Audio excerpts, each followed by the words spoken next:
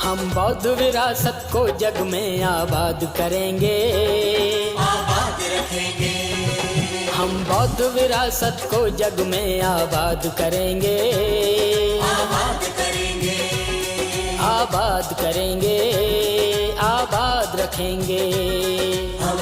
सभी साथियों का हमारे YouTube चैनल में बहुत बहुत स्वागत। साथियों, अम्बेडकरवादी होना अपने आप में बहुत बड़ी बात है और अम्बेडकरवादी होने के लिए कुछ अपने जज्बात भी पैदा करने पड़ते हैं। किस तरीके से अपने आप में परिवर्तन करना पड़ता है अम्बेडकरवादी बनने के लिए, जो पाखंडवाद है वो छोड़ना पड़ता है। और पाखंडवाद की बात करी जाए तो वो सारे रीति रिवाज जो अब तक हमारा समाज करता आया और उन सभी रीति रिवाजों को, तीज त्योहारों को हमें त्यागना पड़ता है, उन सब का बलिदान करना पड़ता है, तब अम्बेडकरवाद हमें स्वीकार करने को मिलता है। अब जो अम्बेडकरवाद की मैं बात कर रहा हूँ, अम्बेडकरवाद की जो बात इसलिए कर रहा हूँ क्योंकि तेलंगाना की एक शादी में जो अम्बेडकरवाद कूट कूट कर भरा हुआ है, किस तरीके से अम्बेडकरवाद तेलंगाना की शादी में देखने को मिला। तेलंगाना की जो शादी है वो क्या संदेश देती है हमारे जो बहुजन समाज को, जो समाज आज तक जो है गुलामी करता आया 33 करोड़ देवी देवताओं की। और 33 करोड़ देवी देवताओं की बात की जाए तो पाखंडवाद के चुंगल में कैसे फंसा रहा और उसने पाखंडवाद के चंगुल से निकलने के लिए किस तरीके से अपने आप को मजबूत किया। और उस जो अम्बेडकरवादी व्यक्ति, अम्बेडकरवादी परिवार कहें, जो तेलंगाना में उन्होंने खुलकर अम्बेडकरवाद का समर्थन करते हुए, अक्सर देखा जाता है कि जो समाज की, हिंदू समाज की अन्य जातियां जो कि ब्राह्मण, बनिया, क्षत्रिय, उनके द्वारा दलित समाज पर किस तरीके का विरोध, किस तरीके से उनके खिलाफ नीतियां बनाई जाती हैं और किस तरीके से आज की जो ब्राह्मणवादी सरकार वो नीतियां बनाकर उस जो अम्बेडकरवादी सोच के व्यक्ति हैं उनके खिलाफ उनको लागू कर दिया जाता है।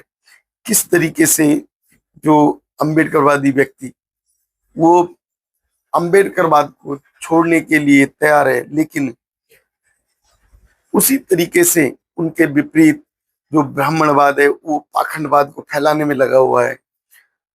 अम्बेडकरवादी व्यक्ति के द्वारा जो समाज का जो विरोध होता है, जो उच्च समाज का विरोध होता है, उनके खिलाफ ऐसी नीतियां बनाने लगता है जिससे वो समाज का व्यक्ति डर जाता है। अभी देखने को मिलता है कि हरियाणा की जो मनीषा, जो कि अध्यापिका थी, और उसका किस तरीके से शोषण हुआ, किस तरीके से रेप हुआ और फिर उसका मर्डर भी कर दिया गया।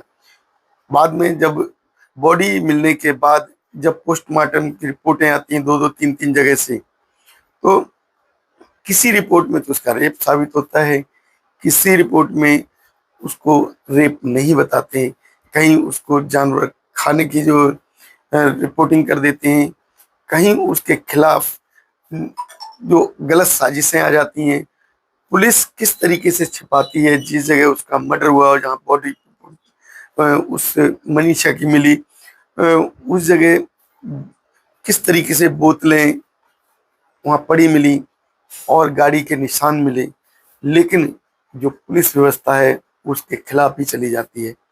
तो आज जो कि अम्बेडकरवाद का जो उदय हो रहा है, अगर ये अम्बेडकरवाद पूरी तरीके से समाज के जो भी SC ST OBC समाज की जातियां हैं वो एक साथ अगर इसको स्वीकार कर लें, क्योंकि जो ब्राह्मणवाद है वो ब्राह्मणवाद आज हावी हो रहा है, तो अगर जो है अम्बेडकरवादी समाज बन जाएगा तो ये ब्राह्मणवाद का सफाया हो जाएगा, ब्राह्मणवाद का पतन हो जाएगा। और किसी भी तरीके से जो आज ब्राह्मणवाद अत्याचार कर रहा है, अनेक नीतियां बना रहा है, प्लानिंग करता है, उसके द्वारा उनके ऊपर जो नीतियां बनाकर आरोपित कर देता है, अम्बेडकरवादी लोगों को सोचना होगा कि उन्हें अपने आप को पूरी तरीके से अम्बेडकरवादी बना लेने में ही फायदा है, क्योंकि समाज के जो अन्य वर्ग हैं वो आज अत्याचार कर रहे हैं। कथा पढ़ने पर उनके ऊपर अत्याचार होता है, उनके बाल मुंडवा दिए जाते हैं, मूत्र छिड़काया जाता है, और अगर कोई दलित वर्ग का व्यक्ति मूछ रख लेता है तो उसे, जो उच्च वर्ग है, उससे मूछ भी नहीं देखी जाती। कहने के लिए हिंदू माना जाता है, वोट लेने के लिए हिंदू मान लिया जाता है, लेकिन जिस समय हक अधिकार देने की बात आती है उस समय अम्बेडकरवादी समाज को हिंदू व्यवस्था से अलग कर दिया जाता है।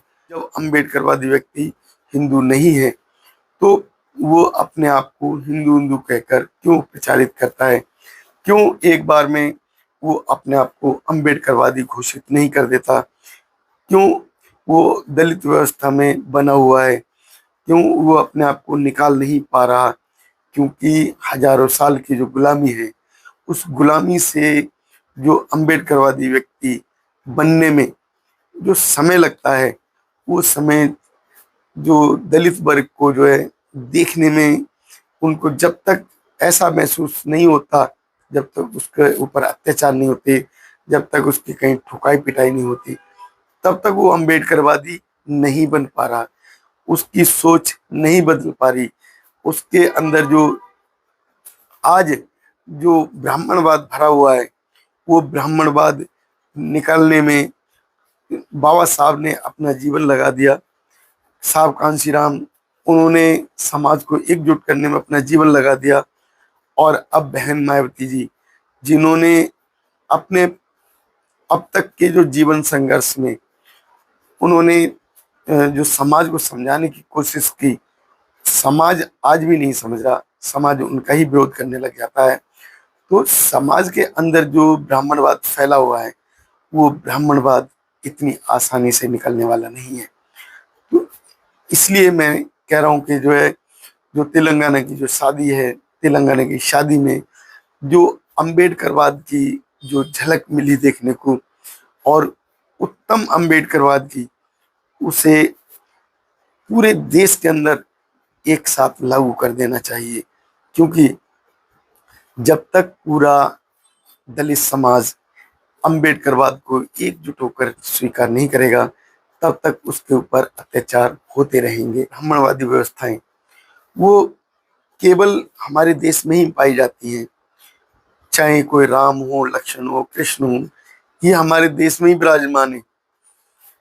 हमारे देश के जितने देवी देवता हैं वो पूरे संसार में कहीं नहीं पाए जाते।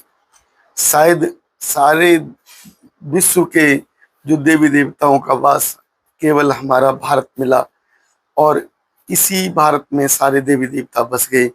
34 करोड़ देवी देवता, सोचने की बात, 34 करोड़ देवी देवताओं ने वास बना लिया हमारे भारत को, और अब यहाँ से ये निकलने का नाम नहीं ले रहे।